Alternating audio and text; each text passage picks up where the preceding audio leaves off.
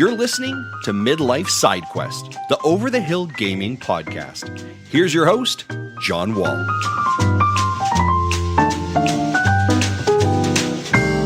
It's January 9th, 2025, and welcome to another episode of Midlife SideQuest, the over-the-hill video game podcast.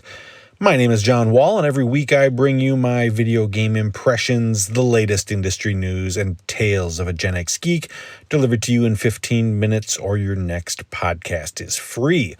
Thank you so much for tuning in today. On this episode, I'm going to be talking about the Exit 8, plus the first installment of my new retro segment, Time Capsule.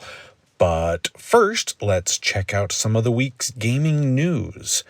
And according to Game Files' Stephen Totillo, Call of Duty games are ridiculously expensive to make. Fished out of some court filings that are related to a lawsuit against Activision was the fact that 2020's Call of Duty Black Ops Cold War cost $700 million to make. Let that sink in. Nearly $750 million to make a Call of Duty game. That's over 3 times as much as it cost to make The Last of Us Part 2. Now, I mean, there's a lot more that goes into a Call of Duty game. You know, you've got the single player, the multiplayer, there's the various other modes, and usually like a year's worth of near constant updates and add-on content. And, you know, they are always at the top of the best-selling games list. So there's that, but still, yikes.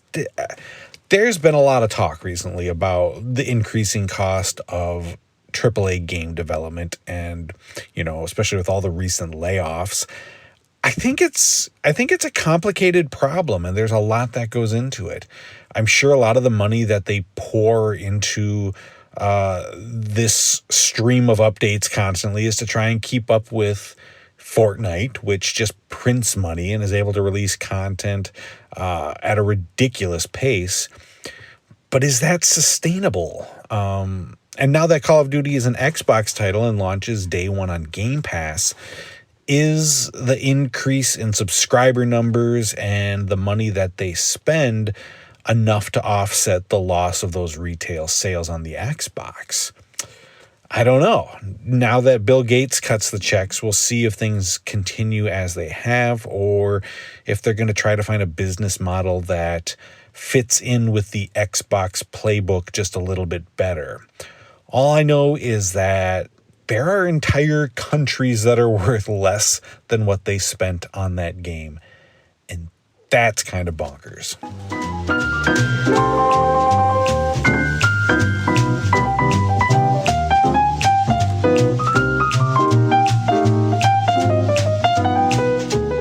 January is a great time to check off some games from the old back catalog.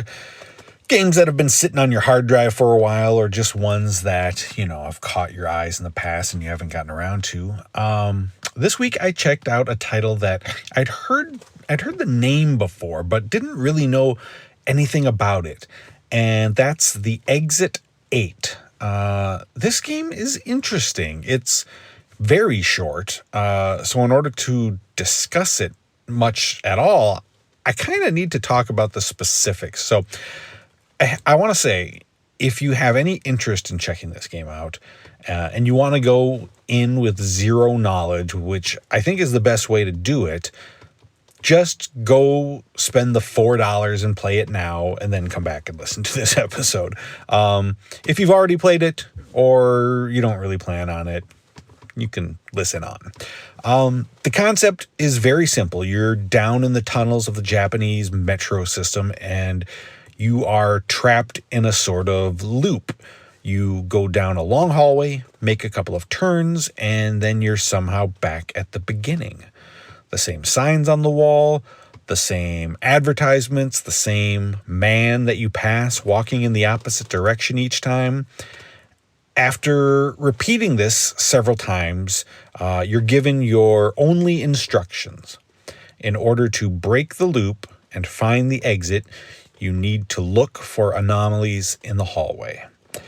If you spot something different about the environment, you need to turn around right away and go in the other direction. If nothing is different, if nothing's changed, you just keep going. If you do this correctly, you'll repeat the hallway again, but you'll notice a sign in the hallway signifying that you've moved on to the next level or round. Make it through 8 of these hallways correctly, and you'll find the exit. If you fail by missing a change and continuing forward, you reset to the beginning and do it all over again. And that's the game in a nutshell. The lack of any sort of narrative explanation combined with the quiet, sterile hallway makes for kind of a creepy vibe. It's a weird experience. There's nothing overtly scary, but it's just kind of unsettling. That sense of unease is enhanced by the fact that you never really know what form these anomalies will take.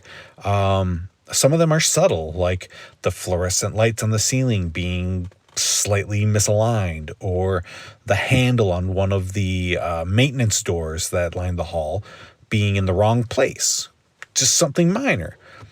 Other times, they're very obvious and very in your face, which can catch you off guard.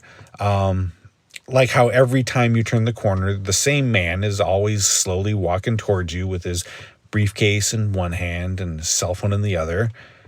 Except for the one time that you turn the corner and he is coming at you fast, almost sprinting towards you. Not cool, man. or the time when I was almost to the end of the hall before one of the doors, which never opened, by the way, they're all locked, decided to very slowly and very loudly creak open. And I'm not too proud to admit that I jumped when I heard that. That uncertainty of never knowing what's going to happen really had me on edge.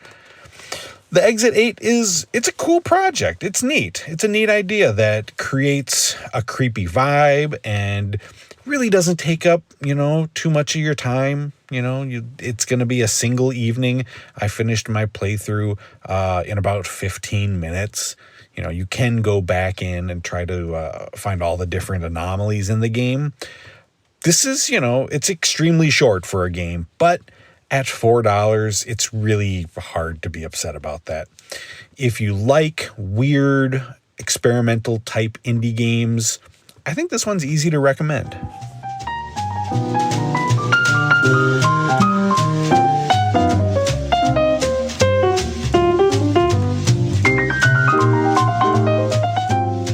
So this week marks the first installment of a new segment where I'll be checking out retro games to see how they hold up today. I'm planning on running this segment probably about once a month, but it could be more often if people are into it, so please let me know what you think.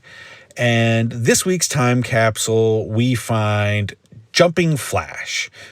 Jumping Flash is a 1995 platformer co-developed by Exact and Ultra, and released for the original PlayStation.